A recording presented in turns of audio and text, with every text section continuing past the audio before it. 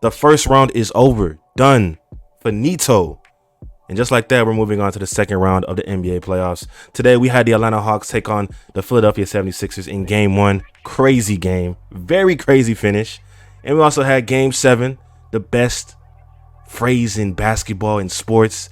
We had the Los Angeles Clippers take on the Dallas Mavericks. Before I get into the recap, of course, leave a like on the video, subscribe if you're new, and if you enjoy the NBA content, share it with your friends as well. We're trying to get to 1,000 subscribers, and we need you to hit that goal. But let's get into the recap. So, let's start off with the Clippers game. Clippers and Mavs.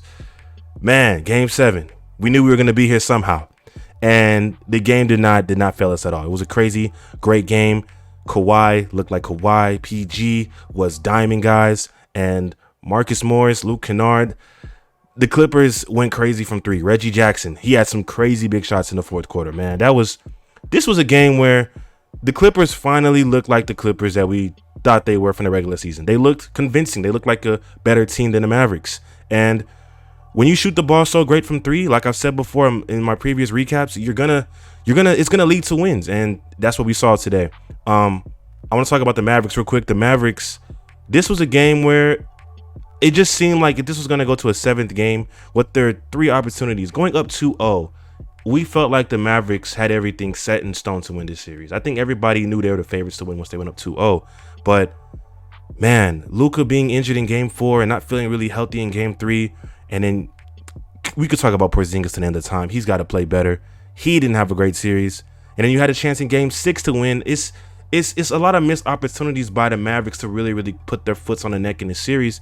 And they missed out. And in game seven, Luka, man, what can we say about Luka, man? I don't know. Luka is just proving to a lot of guys that it seems like when I was watching his game, whenever he has the ball in his hand, it just feels like either he's gonna make a crazy play or a crazy big shot. And in that first half, he looked unstoppable. 29 points in the first half, and that was the most points in the first half in the past 25 years. So Luka's already been making. We know Luka magic. We know what he was gonna do. It just seemed like in this game, he just needed another guy to really help him out. And we've been talking about it this entire series.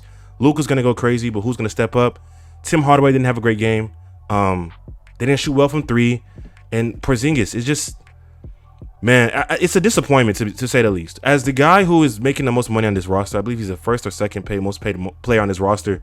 He had to be more aggressive. And he had to be one of those guys where he was right next to Luka helping him out in this game. And we didn't get that from KP at all. We didn't get that. We saw this from the Clippers. Kawhi, we knew Kawhi was going to play his game. We know Kawhi Leonard, man. At the end of the day, we know how great Kawhi Leonard is, and he had help.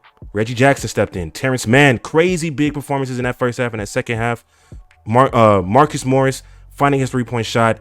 We could talk about Paul George. Paul George had a good game, and when you have that much help by your guys, you're gonna see success. And the Mavericks got a lot of questions to ask themselves in the offseason, especially pertaining Kristaps Porzingis. It's tough because when I see a guy play so great in Luka, see how great he played in his series, averaging close to 35 points per game. I believe he averaged a triple-double. I have to check that, but this is something that we don't really see from guys so young in the league. And I have a video coming out with the new talent coming in the NBA.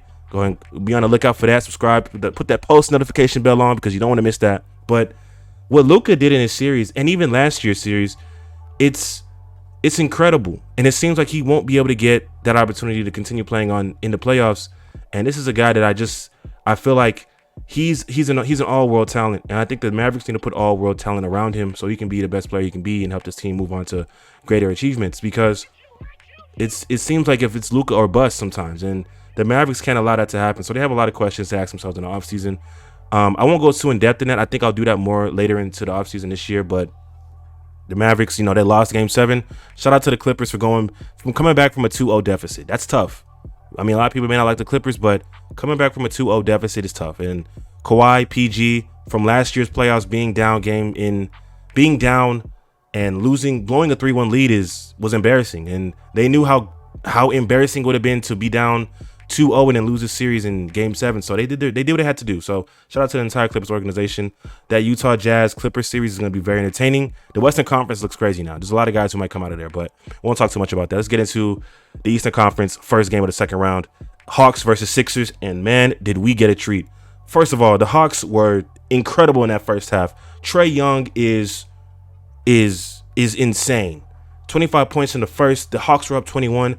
And I think a lot of people started asking themselves a little questions if the Sixers were a little bit boosted or were they really prepared for this moment. And I think that second half, especially that fourth quarter, they put their necks on the Hawks, and they almost won this game. They did lose, but man, the Sixers, their defense was incredible in that last few moments of the stretch. Like, it seemed like every single inbound they were on, whoever the ball handler was, they were on that person's neck trying to get that steal. And their second half adjustments for Trae Young after he had 25 in the first, he finished off with 10 points in the second half, 35 overall in this game. They had a great game plan. They were basically saying Trae Young is not going to get what he wants. And from the jump, he was seeing screens and doubled by Matisse Thybulle, who's a great defender, great young defender, and Ben Simmons, who, at the end of the day, not a great shooter, but when I tell you this guy is a defensive juggernaut, and when we talk about him being a playmaker, Ben Simmons is all of that. So there was even a play where he stopped an alley-oop dunk, like the guy, and then he dined the guy for a layup. Like, he's that good of a player. And Joel Embiid, we know that if he's healthy, he's gonna do what he wants. And he had finished with 39 points. Wasn't like he didn't pull his part of the weight, and he did a great job trying to be aggressive in his own area. And it just seemed like the Hawks were just hitting from everywhere, hitting their 3-point shots. Just, they looked really, really good today. But from that last few moments of the game, if you guys watched it, it just seemed like the Sixers figured out how to really, really limit Trae and make it hard for him to play make for others and make the others on the Hawks beat them, such as Bogdanovic, Herter, Gallinari, Collins.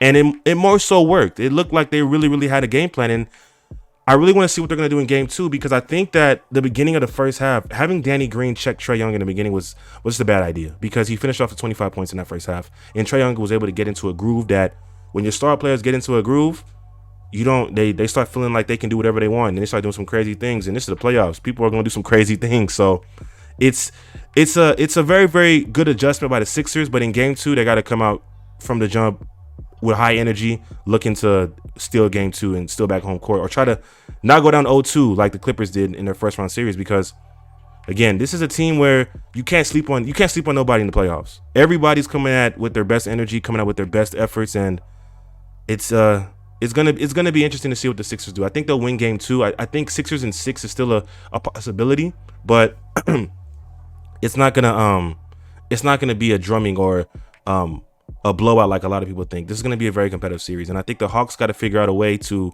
help Trae Young get a lot of easy looks, because he's going to be pressure now. They understand Trae Young. People understand how great Trae Young is, and they're going to figure out a way to make it where, hey, Trae Young, we can't allow him to get 30. We got to let John Collins get 30. We got to let Capella get 20. We got to let Bogdanovic. We got to make these guys beat us and not Trae Young. And we'll see how Trae Young adapts to it. We'll see if the Sixers can put in the right game plan. But first game of this series was insane, was incredible. I'm looking forward to it, honestly. It's going to be very, very interesting to see what the Sixers and Hawks game plan and adjustments are going to be for game two. But with that being said, if you guys enjoyed the content, enjoyed the video, of course, leave a like on the video. Of course, we're trying to get to 1,000 subscribers. You guys know the whole rundown. All the YouTubers saying all that stuff. Tell your friends about DJ Steve-O. We're going to put out content every single day. Video coming out tomorrow. Be sure to be on the lookout for that. You guys are going to enjoy it. And be sure to check out all my other videos on my channel, because they're bangers. They're great videos. Go check them out. Go like them all. But, of course, until next time, stay on beat.